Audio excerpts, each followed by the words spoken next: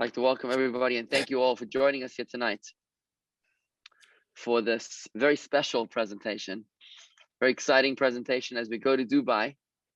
You know, when we planned this event exactly 1 year ago, we had absolutely no idea where we would be 12 months from then. I mean, we literally planned this event during the Abrahamic Accords. You surely remember the Abrahamic Accords, the historic peace treaties that America was arranging between Israel and Arab nations. And it was super exciting to be able to reach out to a fearless Chabad rabbi. Let me tell you, life in Palm Beach is nothing compared to what it must be like to be surrounded by kafiyas and mosques and minarets. I'm excited to get to know my colleague and my brother from Dubai. But just as I introduce him and as we welcome everybody else that's joining us in the last few moments as we begin here, you know, I remember when I was as a yeshiva bacher, I went to Kobe, Japan for Pesach. I spent Pesach in Kobe, Japan with a friend, and we were, we were delivering matzahs everywhere. It's very complicated getting around in Japan. But as we did so, I remember telling myself that how hard it was to be able to read the road signs in Japan. And I remember saying to myself that wherever I go to become a Chabad rabbi, a shliach, an emissary of the Rebbe, an ambassador of the Rebbe, if I can read the road signs wherever I'll be ahead of the game. So landing up in Florida was unbelievable. But I have friends in Vietnam and in other countries that don't speak a word of English. But this must be my first friend from a fully Arab nation, and how exciting it is to be able to be speaking to the Chabad representative in Dubai, which is potentially probably the most advanced Arab country in the world. I guess we'll be hearing a little bit more about that. Maybe that's why they were the first to make a deal with Israel, because they're not actually in the 14th century. Seems like they're further ahead. But we know, many of us know, that the mission of Chabad is not a denomination of Judaism. It is an intellectual approach to faith. And Chabad is the ability to have X-ray vision, to see through all of the external garments and to be able to see straight through to the essence, to be able to see through to the heart and soul of a fellow Jew, to be able to see beyond the car and the house and the economic status, to be able to see the soul, the beautiful neshama, the peace of God that lies at the heart of every single Jew. And I think that it's so expressed when you go across the ocean to a land that we can't even relate to the United Arab Emirates, where you're relating to Jews, I imagine, that are behind Arab clothing. You know, literally not to judge a book by its cover, not to judge your fellow Jew by how he's dressed, but by who he is and how better an example of embodying and personifying this beautiful approach to life as having our special guest here tonight. Rabbi Levi Duchman is the Chabad rabbi at the UAE in Dubai, and I'm super excited to welcome him here tonight. I just want to remind everybody how challenging it is to be able to make a presentation on Zoom, because on the one hand, we can easily get together, but when you're presenting, it's hard to speak to a bunch of blank screens. So if you're so inclined, if you're able to turn your screen on and to keep your screen on, it makes for much more interesting conversation when you can read at least the facial expressions of the people that we're talking to. I'm sure we'll be able to get a lot more oomph out of our special guest speaker here tonight. And it is with great pleasure. If you're able to turn your screens and keep them on, that would be very much appreciated. We will be opening up to questions throughout the presentation. Please feel free to post your questions into the chat box. Start the conversation. We'll be picking those questions throughout the presentation, comments, or anything else that you want to post. Please do into the chat box. It is with great pleasure and respect that I ask you all to please give a round of applause to our special guest, Rabbi Levi Duchman. Thank you, Rabbi Levi. An honor and a privilege to welcome you to Chabad of Palm Beach Gardens. Welcome. Thank you, thank you. This is actually really, really exciting to join you guys all the way in Florida from the UAE. This is this is one of the exciting parts. The good things when the world's going through Zoom is that we actually get to be part of different communities and get to meet other people and stay connected. So thank you very, very much, Rabbi Vigler, for giving me this opportunity. An honor, an honor. Thank you so much. Like I said, life is pretty good out in Palm Beach, Florida, but in Dubai, I can't even relate. Rabbi Levi, you live in Dubai. You were there at least 7 years before the Abraham Accords. I have so many questions for you. If I may, I'm just going to start off. Can you at least describe to us what does the Jewish community of Dubai actually look like today? Just give us a feel of what it looks like. Yeah, so like you mentioned, I've been living in the UAE for quite some time, quite a while before the Abrahamic Accord. Now, the UAE is just actually when some people always ask me what was the closest synagogue we had to the UAE. So we're actually smack in middle between the Chabad in Mumbai and Chabad of Jerusalem. Both of them about I would say. I, to the drive to Jerusalem is about 24 hours. So almost like from New York to Florida. Miami, I would say to Florida. That's how I did it this that's week. okay. So yes, so that's how close technically are in our Jewish community. We have a really nice Jewish community. The general population of the UAE is about 80%, 85% expats. So really people coming from all over the world. So the same thing is our Jewish community in the UAE.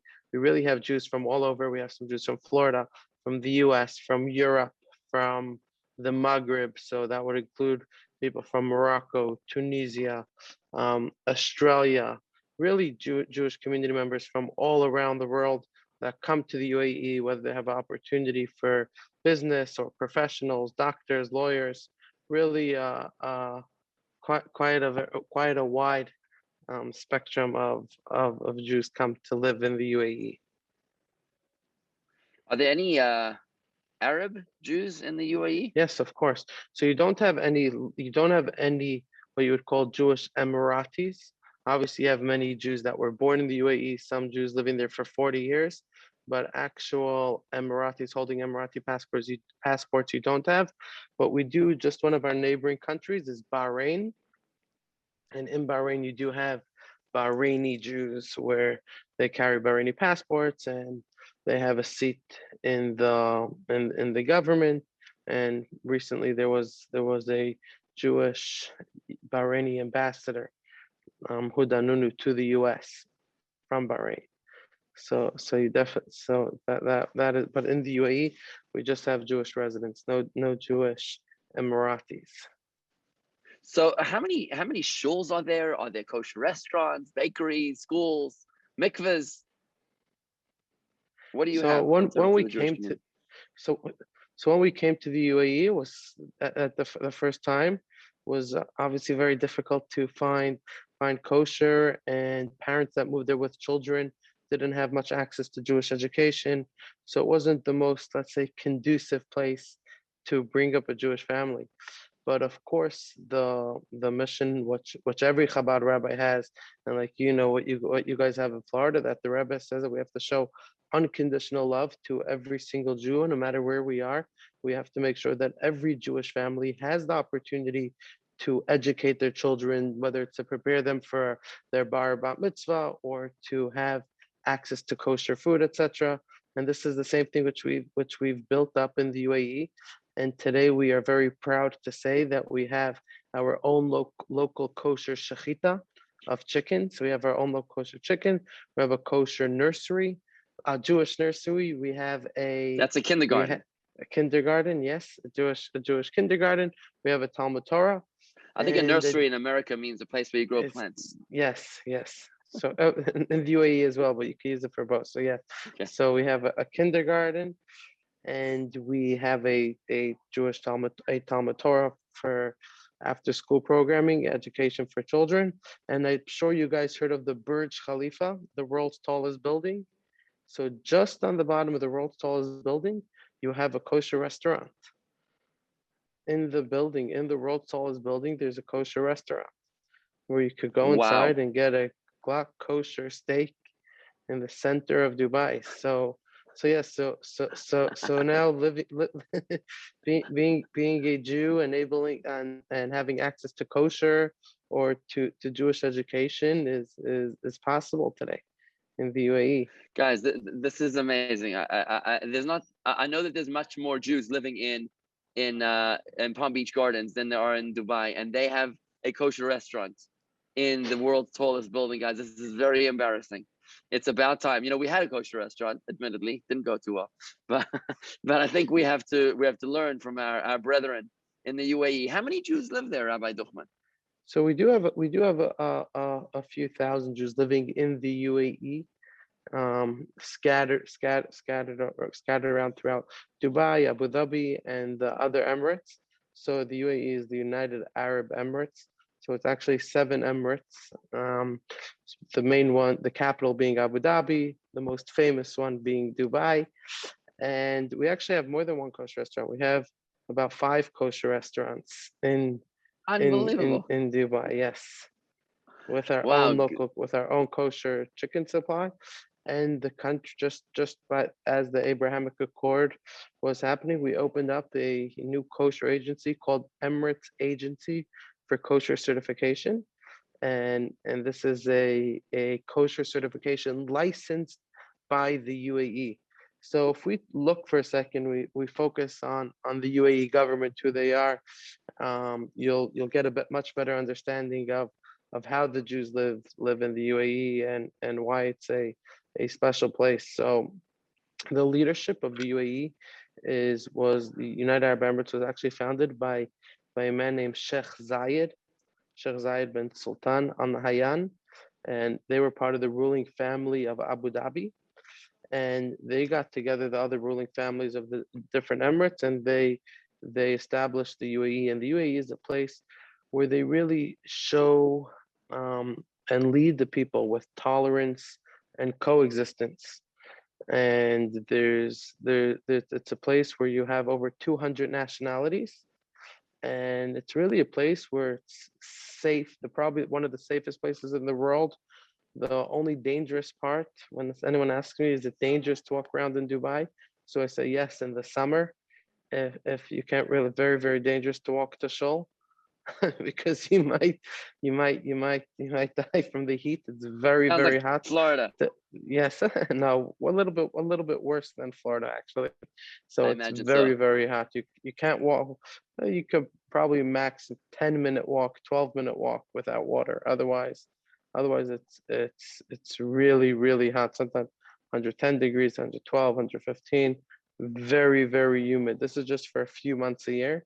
So I say that's the only dangerous part about about living in the UAE. But of course the Jewish community and everyone in the UAE is always very safe, and we live in a very, very special and good environment. Right by the Abrahamic Accord, when this is just an interesting fact, right when the Abrahamic Accord happened, so was the first time, like you mentioned, where the UAE finally had a normalization with Israel. Now, you know, our Arab cousin, they're very into their hachnasat archim, making sure to welcoming guests. So if you come to the UAE, Hospitality. hospitality. So if you would go to the UAE and you would go to someone's house and make sure right away you sit down, they give you everything you want. Their hospitality, they really, really excel in that. So right when it happened, the Sheikh Mohammed bin Zayed, the Crown Prince of Abu Dhabi, has heard, wow, there's so many Jews that will come to Abu Dhabi and come to the UAE and they're going to stay in our hotels. But so he came out with a law that every single hotel in Abu Dhabi has to offer a kosher option to its guest.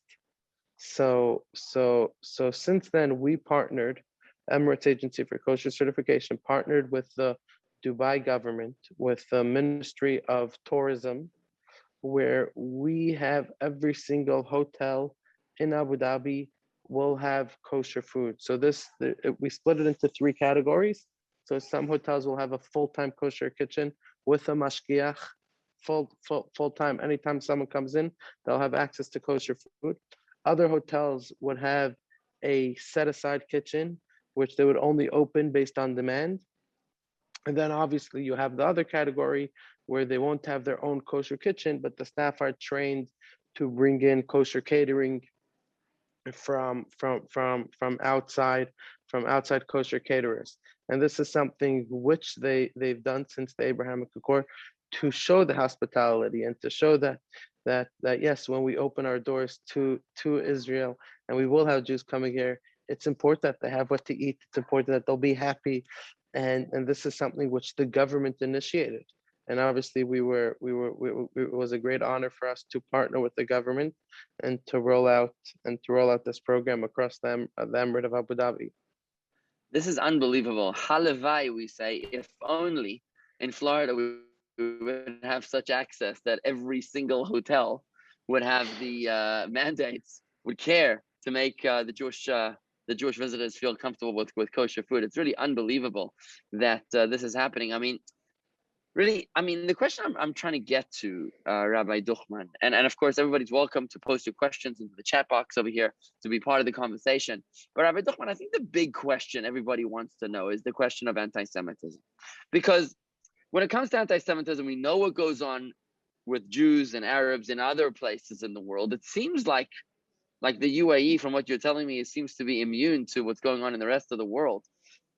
Freedom of religion seems to be pretty free. Can you comment on that?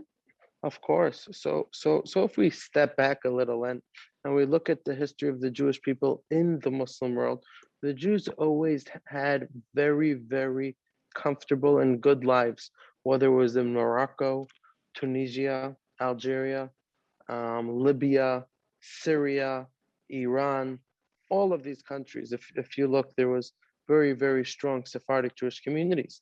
Before actually moving to the UAE, I spent a few years in Morocco, where I have my sister and brother-in-law as the Chabad shluchim there. And in fact, the first Chabad shliach that the Rebbe ever sent to was to a Muslim country, was to Morocco. And the Jews always lived very, very closely with the Muslims. Our culture is very, very similar.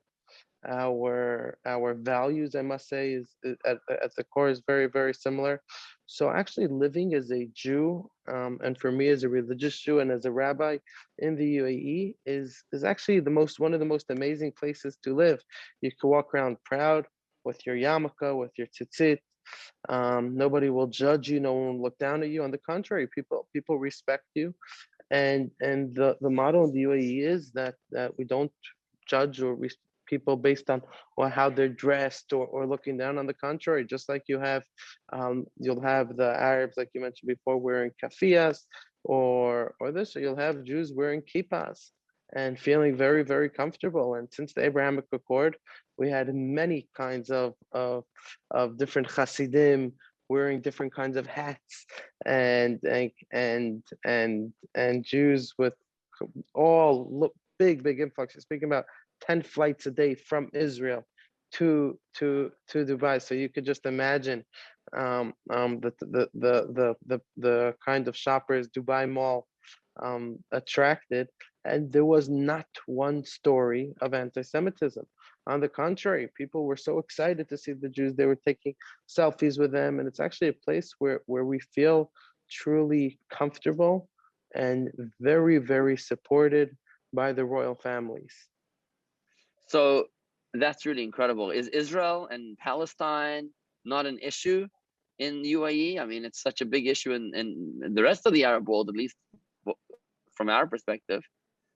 So the leadership in the UAE, and actually led by His Highness Sheikh Mohammed bin Zayed, who's a true visionary.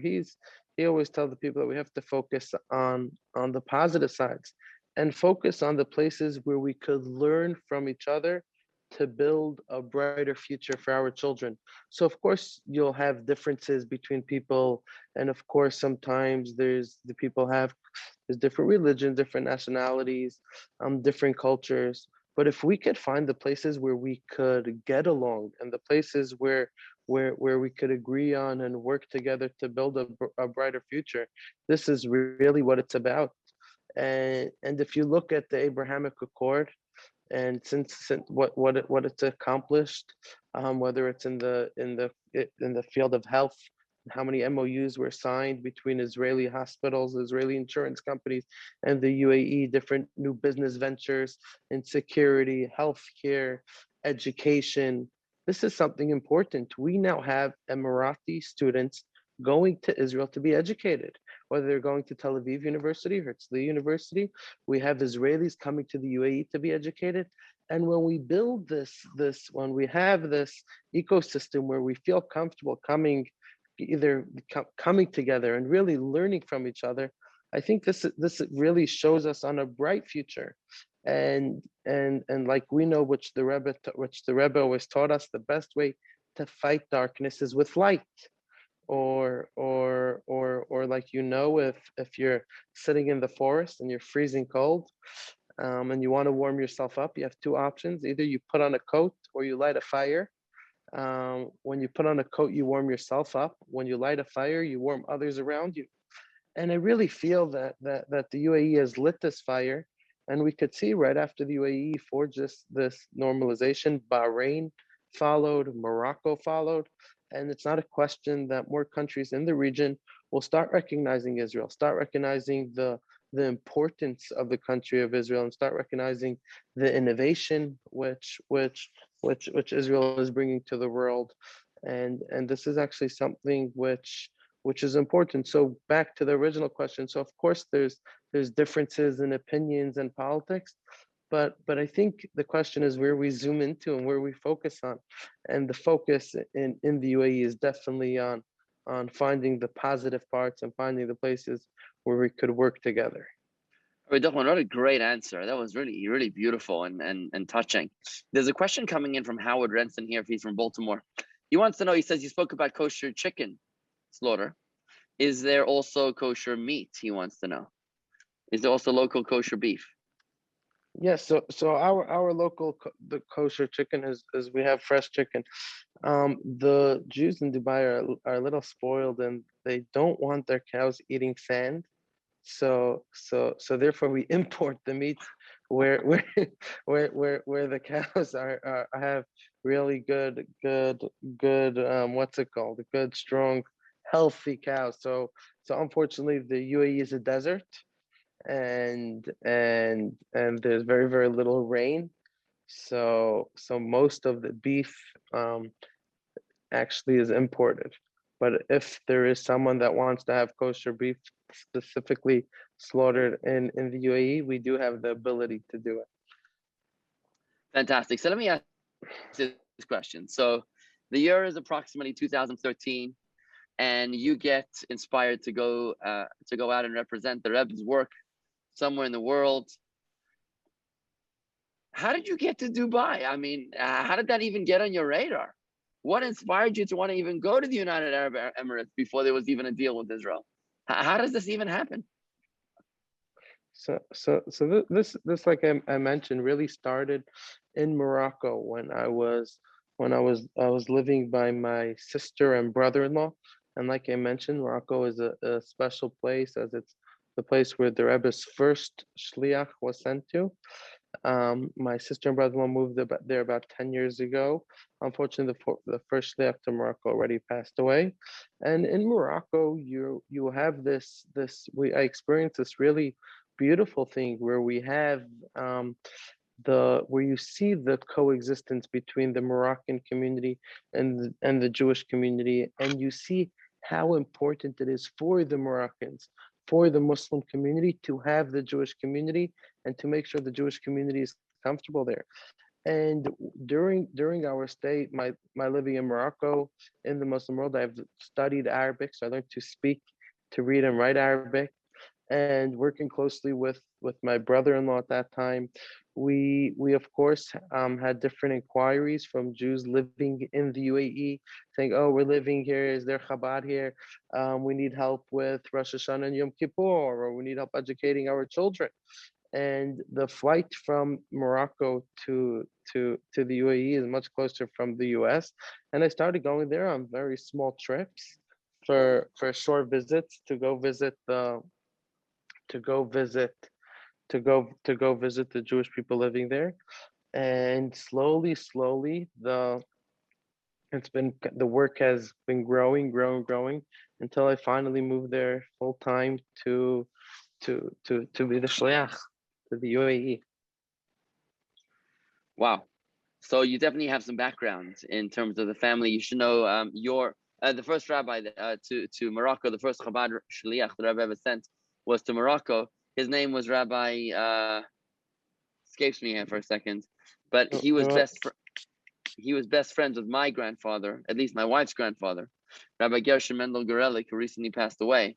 So they went out very close in time. Rabbi Gorelik went to Milan in 1959, and I believe the Morocco went out maybe Yes. 1958. Yes, there was Rabbi Lipsker. Yes, his name was Rabbi Lipsker and Rabbi Raskin Rabbi and Raskin, Rabbi that's the name. Edelman. Yes. Amazing. Yes. So, so it seems that the Emiratis have a very open mind when it comes to relationships with Israel, which is a beautiful thing. And it seems like you've had a very beautiful degree experience of prosperity in the Emirates. How has the Abrahamic Accords changed any of that? Has Jewish life changed, if at all, as a result of the Abrahamic Accords? So this is actually a very good question, an important question. So if we look at before the Abrahamic Accord, the responsibility of our community and my core responsibility was a responsibility to serve the Jewish community living in the UAE. We were obviously a little bit low key, but we were very inward, quiet. Um, just when it comes to Chagim or when it would come to the Jewish holidays or for kosher food, we already did have the kosher slaughtering before the Abrahamic Accord. We gave access to families to Jewish education before the Abrahamic Accord. We had a very nice small boutique community, but since the Abrahamic Accord and the normalization between UAE and Israel and the direct flights between Israel and UAE, this opened up a huge influx of new Jewish families moving to the UAE. Now, not only Jewish families from Israel, but Jewish families from Europe, from Australia, from America, really from all over the world that started to move to the UAE till within we used to have our Shabbats, maybe used to be 50 people, 60 people. During this past year, we had Shabbats with 500-600 people, Wow. with thousands of tourists, Jewish tourists coming, families moving here. Of course, our Chabad team has grown tremendously, with new shluchim coming to move to the UAE, the establishment of our own kosher certification agency, and of course the community grew tremendously. Before this, we only had one kosher restaurant, and now there's multiple restaurants. So really, the whole infrastructure for the Jewish community has grown. I would say more than tenfold, maybe 20-fold, completely different. Now, but besides the numbers of the community, actually the responsibility of our community changed as well, because now the Jewish community in the UAE has become more important than just about the needs of our community, but it was actually now becomes the importance of our community is to understand the influence that our community can have on its neighbors and in the environment where we live. And when you have other countries, whether it's Saudi Arabia, Oman, Lebanon, Syria, or anyone in the Middle East, and they're looking at the UAE and they see this beautiful Jewish community growing, where there's doctors and lawyers and business people and young families moving here, and everyone living so nicely and making a Kiddush Hashem and really adding in tikkun olam, this becomes an important role for our community to be out there and to showcase to the region and to showcase to the world that yes, we can have tolerance, we can have coexistence, and we could live together, we could learn from each other, we could teach respect. And when we do this as a community and we showcase this to the neighbors and we showcase this to the region, the effect that we can have and the impact that we can make is actually unbelievable. And this is something which is an important role which our community had since the Abrahamic Accord. So before the Abrahamic Accord, our focus was, I would say, a little bit more inwards, how we could help ourselves, how we could advance more for our own needs. But definitely since the Abrahamic Accord, everyone in our community took the initiative to become ambassadors, not only for our Jewish community in the UAE, but for the Jewish community, for the global Jewish community. Many people living in the UAE, that when they would meet me or meet another Jew in the community, that is the first Jew they're meeting. The Jew that they know is unfortunately the Jew which they would see on media before, or they would see on the different outlets. But when they meet a Jewish person or they meet a rabbi, and they learn about the community firsthand, and they build that respect, they build that trust. This is definitely something really, really important and really critical. And this is actually creating a beautiful future for our children, our future generations, to see this, because unfortunately we've had now a few decades of tough times, whether it was between the what happened in Israel Palestine, or in general between the fear or the phobia of different things. Unfortunately, you would see sometimes people would have a fear from going to the UAE. People say, "What? You fly an Emirates airline? You're not afraid?" Or you fly on Etihad? You're not afraid? And they actually have the wrong understanding of what the UAE is about. And this is something which is actually an important responsibility and opportunity that our community holds today. It's really remarkable. It's really incredible. I would never have flown UAE Airlines out of ignorance, because I just didn't understand the difference. But talking to you is just an eye-opening experience. It seems like there's almost no anti-Semitism, certainly not on a government level, and not even on an individual level. A question coming in from Norman from South Africa is, Norman Auerbach wants to know, is there assimilation, not just assimilation, between Jews and Emiratis into marriage? So no, you would at this, there's no, I wouldn't say there's any assimilation between the Jewish community and the Muslim community, not only here in the UAE, but generally in the Muslim world. There's obviously, like I mentioned, there we do have our coexistence and the tolerance between each other. But of course, when it comes to maintaining one's identity, that is always important. So of course, one could live as a proud Jew in America, live as a proud Jew in the UAE, live a proud Jew anywhere. So becoming an important part of society is important.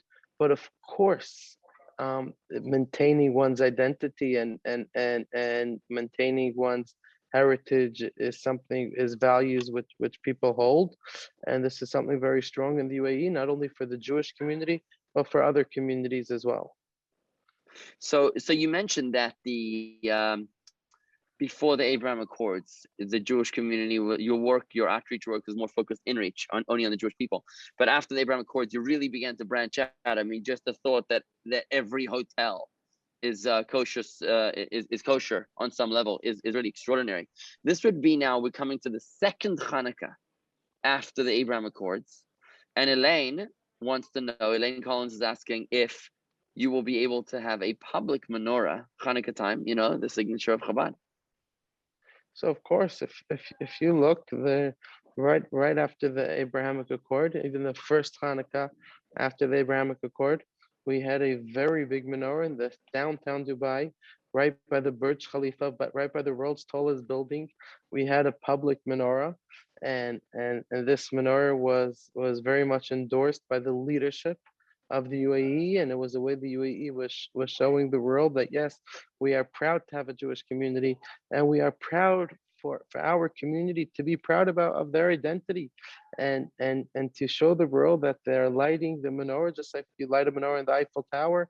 By the Eiffel Tower, you could light a menorah in all the other capital cities of the world. So the same thing in the UAE, in Dubai, by the Burj Khalifa, we had a menorah, and of course, we are actually preparing now for a very special Hanukkah this year, because this year Hanukkah we have starting in about 75 days, the World Expo. So there's the Dubai is hosting the World Expo this year, and we are already planning some really exciting Hanukkah events, which will not only be the open night for Dubai, but will actually be including with the World Expo as well. How incredible is that? I remember seeing some footage of a giant sukkah, a sukkah that was built at the base of that giant building, the Burj Khalifa. And it wasn't just a regular sukkah. It looked like an opulent and almost ostentatious sukkah. I imagine that that was funded by the Emirati government. Can you tell us a little bit more about that? I mean, I'm only guessing. Yeah, so this was actually by the Burj Khalifa. So the builders of the Rolls Royce building, they realized they have a kosher restaurant, and they're like, okay, so how does it work with Sukkot? So we told them, well, Sukkot, the clients would like to eat in a sukkah. They're like, okay, cool. Tell us how to build it, and we'll build one for you guys. So we just had a few meetings explaining them how we need it done, and they were very generous enough to build the sukkah, like you mentioned, on the bottom of the Burj Khalifa. Wow, just incredible. Just incredible. I saw the video, it was incredible. And are there any Jews in government? Warren from Virginia is asking, any Jews in government? So no, there's no, like I mentioned earlier, there's no Emirati Jews, but the like I mentioned, the Jewish community is actually licensed by the government. So any religion or any activities that happen in the UAE require a license. And actually, my rabbi license in the UAE is license number 001. So on the license, the 001, the first rabbi the first rabbi in the UAE, and we, Seems like like I they're mentioned, expecting 100. They give you three digits, so I expecting at least think 100. I think I think 999, Yeah, at and least. and we continue to we work very closely with the government, and on all of our projects, like I mentioned, whether it's with our kosher, whether it's for the Jewish education, and really all the needs of the community are done licensed by the government. And we're really lucky to have a strong government which really pushes the message of tolerance and coexistence, and this idea of bringing the communities together and empowering the youth, and to ensure that every community has what they need, to maximize its potential during their stay in the UAE. Wow. So we as a community here in Palm Beach, we love to travel. We've been to Israel 4 times, and we were planning a trip to Italy, which unfortunately was canceled due to COVID. But then we learned about this opportunity to go to Dubai. What could such a trip look like? Were the Chabad of Palm Beach Gardens to come to Dubai, to the Emirates? What might that look like? So first of all, you guys already did a first amazing step by having a Zoom call with the rabbi, because whenever you go anywhere, you have to check in with the local Chabad. That's definitely the number one TripAdvisor hookup that you got to do. I think that trip to the UAE is something really exciting. We are very close to Israel, like you mentioned before, just a 2-hour flight. So there are many communities actually coming to the UAE. I think if someone would come to the UAE, they would get a better understanding of of of not only of our community, but in general the UAE, learning about the culture. They could obviously see, you guys would obviously be able to experience and see beautiful architecture, and you could see some museums and really learn about the Arab culture. If you guys come, it would be a pleasure to introduce you to some of our Emirati friends and give you an experience which is called a majlis experience. So a majlis is this is the Emirati Farbrengen. Do you guys know what? Do you guys have Farbrengens by you guys, or okay? So you guys, I see everyone shaking their heads. So you guys know what a Farbrengen is. So the Majlis is we'd say that the Emirati Arabic type of Farbrengen, where people would invite into their house and people just come, whether it's once a week, twice a week, or 3 times a week. Everyone in the neighborhood opens up, their doors are open, and you would just come over to someone's house, have a coffee, tea, and just have open discussions. So we would bring you to a few interesting majlises of some leaders in the Emirati community, where you could really learn from them and understand their vision, their passion. I think it would definitely be something very interesting for you guys. Wow, that sounds amazing. I mean, it sounds off the beaten track to be able to have tea with with an Arab sheikh in his home. Sounds amazing. Definitely something which we should be looking at to plan. This has been such an incredible experience, such an eye opener, and so refreshing.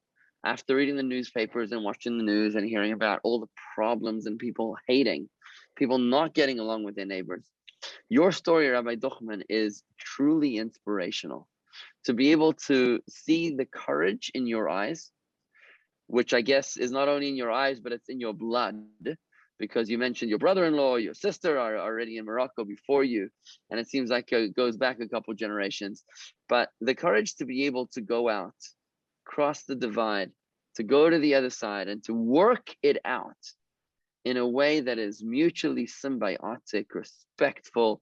Coexistence is a key word over here, is truly an inspiration for the world to see that yes, this can be done. And it's very expressive of the Chabad approach, which is to be able to see within every single human being the godliness within them. As Jews, we don't believe that you need to convert to Judaism in order to be a good person. As you are is how God created you. And how God created you is how God desires a relationship with you. Every human being deserves to live a decent, dignified, and healthy life. And every human being deserves to be loved and cherished and respected. And that's really what's happening in Dubai, as you do this every single day in the most extraordinary way. And I have to tell you how grateful I am personally for your being willing to be here with us here tonight. We planned this event a year ago, and it went off like clockwork. It's really been extraordinary, and I'm just so grateful for you to be here. I see a couple of final questions are coming in. If anybody has any final questions before we call it a day here, it is late at night out in the Emirates. And of course, we're very, very grateful to you, Rabbi, for being here with us. Ed Hockman is asking, how has COVID affected Jewish life in the last year? And with regard to the new deviant bug, I think they call it the Delta. What's COVID like in the Emirates? So COVID has been similar to I guess all over the world. The approach the UAE took was right in the beginning of COVID.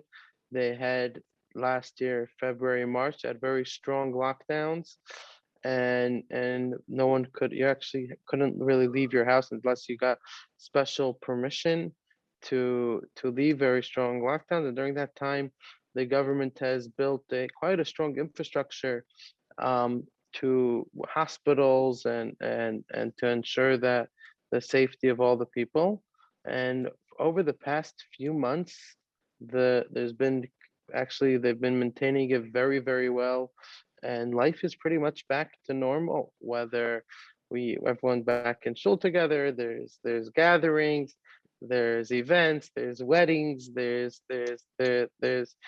things are back to normal. Of course, we do follow the precautions and ensure the safety of all of our congregants, and the UAE ensures the safety of all of all of their residents and tourists. But and of course in the beginning it impacted our community, just like it did in all the other parts of the world. But just like your community, we also took advantage of COVID, of this idea of connecting to other communities, or connecting in different ways via the web. And this has been I guess the similar experience than everywhere else. Dubai didn't have like a special anything special during COVID, anything different. Amazing. Chabad today has almost 6,000 centers across the world. And there was a great story that I'd like to share with you all, which is obviously very relevant to Rabbi Duchman, that one of the members of our community, his name is Mort and Marlene Nussbaum. They live in Ballon Isles, and they have a very close personal friendship with the former head of the Israeli Mossad, with Shabtai Shavit, the former, years ago. And Mort was about 2-3 years ago, was sitting in the backyard of his friend Shabtai Shavit in Israel. And there they were reminiscing about their friendship, which is going over 40 years. And Morty said to Shabtai Shavit, he said, "You won't believe it, Shabtai, but I, Morty, very friendly with my Chabad rabbi. I have a rabbi. He's a Chabad rabbi. He's talking about me, So he thought that Shabtai, who was also very secular, was going to sort of, make fun. But Shabtai grew very serious. And he said to him, En al Chabad. There's nobody like Chabad. And he explained to him, he says, the company, he's talking about the Mossad, the company is not the biggest in the world, but it is the best in the world. What does that mean? We don't have manpower for every place in the world, but where the company isn't, that's where we have Chabad. So when Morty heard this, he was blown away. He had suddenly a newfound respect for his Chabad rabbi and his Chabad community here in Palm Beach Gardens, because Chabad is truly a global operation, embracing every last Jew wherever they are. And we leave no Jew behind. Wherever you are in the world, we've got a hot bowl of chicken soup waiting for you, and a nice invitation to make sure that you, your family, your grandchildren are taken care of. And it is so very, very special to be able to have this opportunity with Rabbi Levi Duchman from the Chabad of the UAE, of Dubai, to be able to join us here late at night and to be able to be with us. I personally am so grateful to you, Rabbi Duchman, not only for being with us here tonight, but for the extraordinary Kiddush Hashem, the extraordinary sanctification of the name of Hashem that you fulfill every single day of your life with your presence, with your smile, with your patience, with your tolerance, with your understanding, and with your seichel, right? Your seichel, your good intellect, to be able to know how to represent the Jewish people. Because if any of us are ambassadors of the Jewish people, then how much more so are you an ambassador of the Jewish people, where you literally are under the magnifying glass, and your every move and your every word is being watched. Oh, and you behave like a mensch. They say the Jews are mentioned. The Jews are honest, the Jews are kind, the Jews are this and that, smashing the stereotypes. So thank you for representing us and for doing such an extraordinary job. The fact that the Abrahamic Accords were signed is more than likely a testament to the work that you've been doing there, the seeds that you've been planting for all these years before the Abraham Accords. It doesn't just happen overnight. Hazorim bedima berina iktoru, those who plant with sweat, with tears, will reap with joy. So thank you for all the hard work that you put in. And I can't wait to find out what other incredible and extraordinary surprises you have up your sleeve for UAE, for the other Arab countries around the world, and for all of humanity to be able to reach a point which is the fulfillment of the prophecy, truly the fulfillment of the prophecy of Isaiah. It says that the wolf shall live with the lamb, and the child will play upon the viper's nest. The Rambam explains, Maimonides explains, that this is not necessarily to be taken literally, that the wolf and the lamb shall lie together, but on a metaphoric level. It's a prophecy of nations that never ever got along with each other to be able to get along with each other. Is a prophecy of what's coming in the future, of when those who would fight each other with swords will now turn them into plowshares, when peace will replace politics and hatred. So it's so messianic to be able to see the life that you live. I am so grateful to you. Thank you, Rabbi Duchman. If anybody would like to support your cause, your work out there in the UAE, is there a website? Is there an email? Is there a contact that they can reach out to support your work out there? Yes, so yes, of course you could. Thank you. First of all, thank you very, very much for this great opportunity with getting to meet your community. And you guys seem to everyone being very quiet now.